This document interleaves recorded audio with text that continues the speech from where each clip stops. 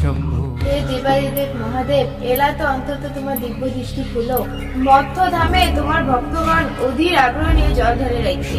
প্রভু, তোমার প্রতি এত মত্তবাসী শ্রদ্ধা ভক্তি দেখিয়া মোর তো জেলাস ফিল হওয়া ধরছে। প্রভু, ইস, এই মর্ত লোকের নর নারীগণ তোমার কত ভক্তি করে ভালোবাসে। প্রভু, আজকের দিনে প্রতিটা মন্দিরে মন্দিরে তোমার নাম জপ করছে। এটাই তো চিন্তার বিষয়। চিন্তার বিষয়? এটা কেমন কথা কইলেন প্রভু? আজি তোমার সকল ভক্তগণ তোমারে পূজা দিবার আসছে। প্রভু, আজি তো তোমার খুশি হওয়ার কথা। দেখো দেখো, প্রতিটা ভক্তের হাতে এই দুধের ঘটি, ফলমূল, বেলপাতা। হে দেবী, তুই তো খালি এই ভক্তের ঘরের হাতত দুধের ঘটি, ফলমূল, বেলপাতায় দেখি দিচ্ছিস, কিন্তু মুই তো দেখি দিচ্ছ অন্য কিছু। এই জন্য এতক্ষণ থাকি চিন্তায় চিন্তায় ধ্যানমগ্ন হয়ে গেছে। অন্য কিছু? কি অন্য কিছু প্রভু, যার জন্য তোমরা এত চিন্তিত? স্বয়ং জগৎ সৃষ্টিকর্তা হয়েও তোমার কথায় পুরো বিশ্ব চলে, আর সেই তোমার আজই একটা খুশির দিনে এত চিন্তিত? হ্যাঁ দেবী, মুই চিন্তিত। কিন্তু কেন প্রভু?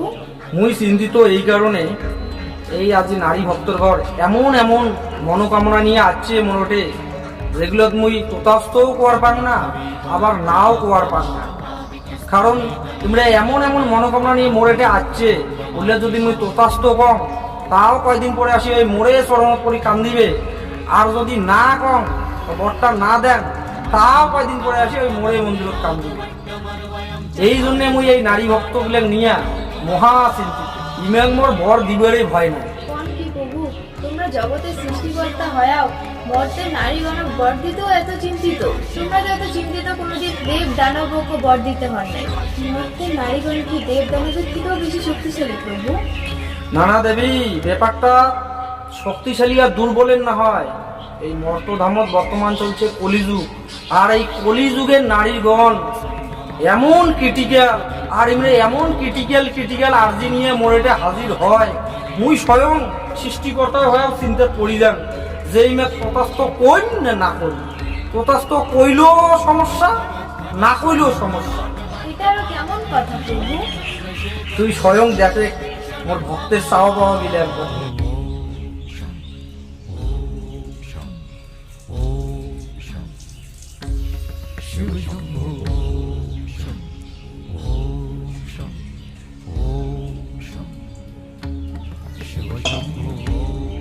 হে প্রভু, আগেরবার যে মুই যেই বয়ফ্রেন্ডের নামে কামনা করলুম ওর জন্য চাকরি না হয়, এটা ক্যান্সেল। 2 নাম্বারটা না না না না না 2 নাম্বারটা ভালো লাগে না, 3 নাম্বারটার জন্য চাকরি হয়।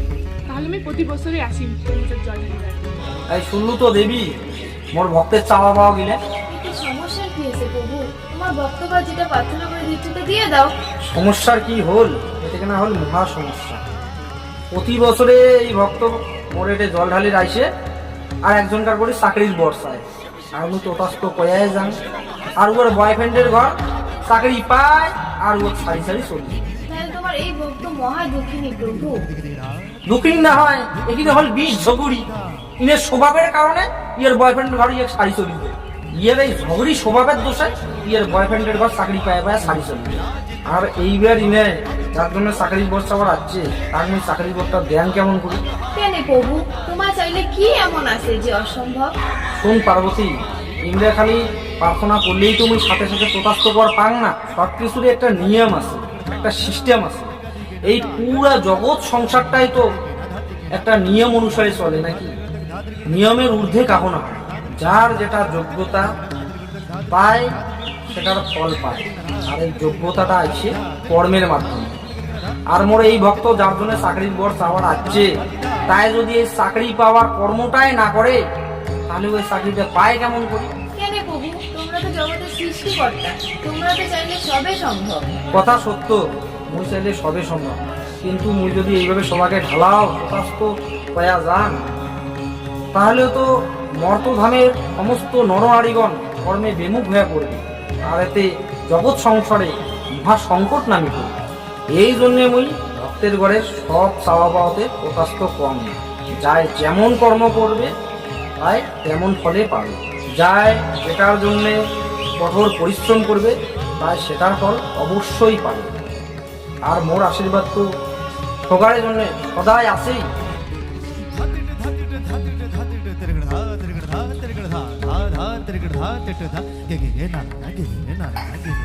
ওম নমঃ শিবায়।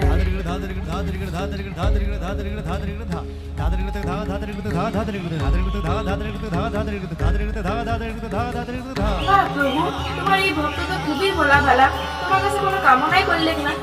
ইয়ে কামনাটা করিয়ে কেমন করিয়ে, ইয়ে বর্তমানে হুশতে নাই। ইয়ে কালি রাতে মন নাম করিয়া যে হারে গান্দা ফকাইছে, সারালাং নেশাটাই কাটে নাই।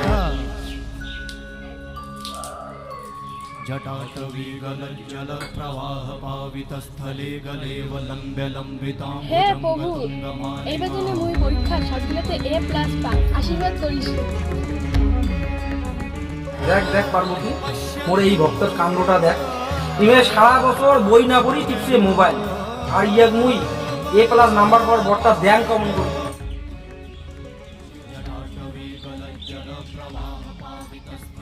জলটা ঢালা নাও।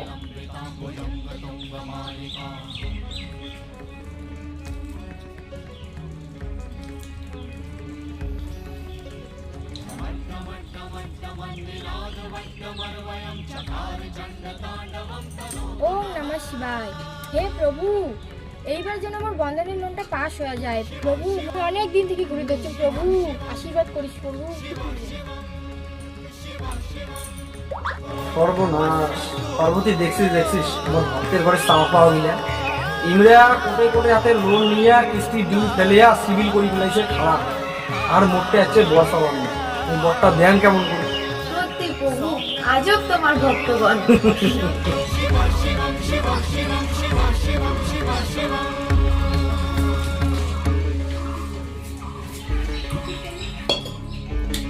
হে প্রভু, মোর তোর কনিষ্ঠ কৃপা কর।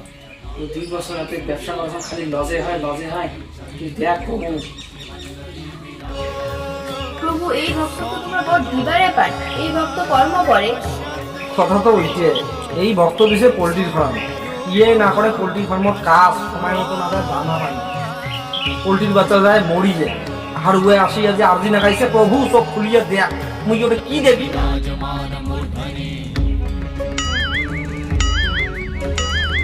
দেখ দেখ পার্বতী, মোর এই ভক্তের কাণ্ড দেখ। ইয়ে কেন যাচ্ছে তাও জানে না, কেন করি যে জল ঢালির নেগে তাও জানে না। ইভাবে ওই সাথী সুতি পাইছে, সঙ্গে গাঁজা খাওয়ার সুযোগ পাইছে একটা, আজকে না চলি যাচ্ছে। কিন্তু আসি যে কি করবে তাও জানে না, পুরো কনফিউজ। দেখ লক্ষণটা দেখ একবার।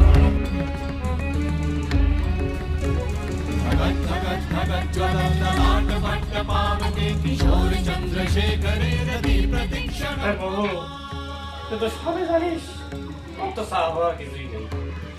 যেটা তুই ভালো বুঝিস সেটাই দিস। মেয়ে হল মোর চতুর ভক্ত, এই মন্দির পর্যন্ত আসিয়া মনের কথা খুলি বলি।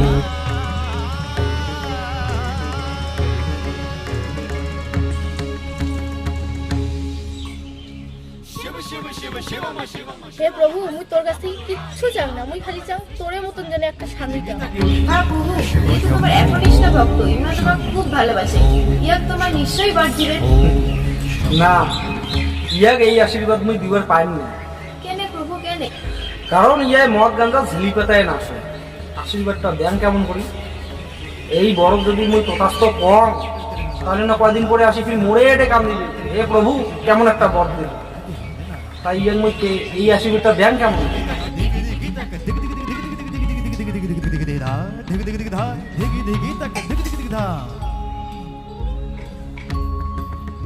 হে প্রভু, তুমি কেমন মদ দিবি? খালি মদ কি আসি জায়গায় দড়ি যাইতে নালে ভালো। পার্বতী দেখছিস তো দেখছিস, মোর চিন্তিত হওয়ার কারণটা কি। এই মোর ভক্তের ঘরে কেমন আরজি এক ঘন্টা তুই এলা করা, ইয়ে মুই কি বরটা দিন তথাস্থ কর না না কর।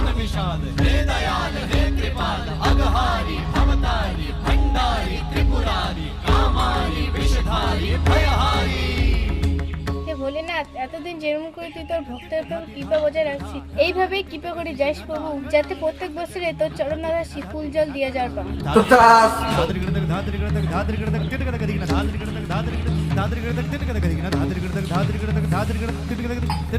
ঠাকুর, ভালে ভালে থাকিস। আগের বার 80,000 তোর মাথার জল ঢালিস না। যাক এতদিনে এমন একটা ভক্ত পাওয়া গেল যাই মোর ভালো থাকার কামনা করি গেল।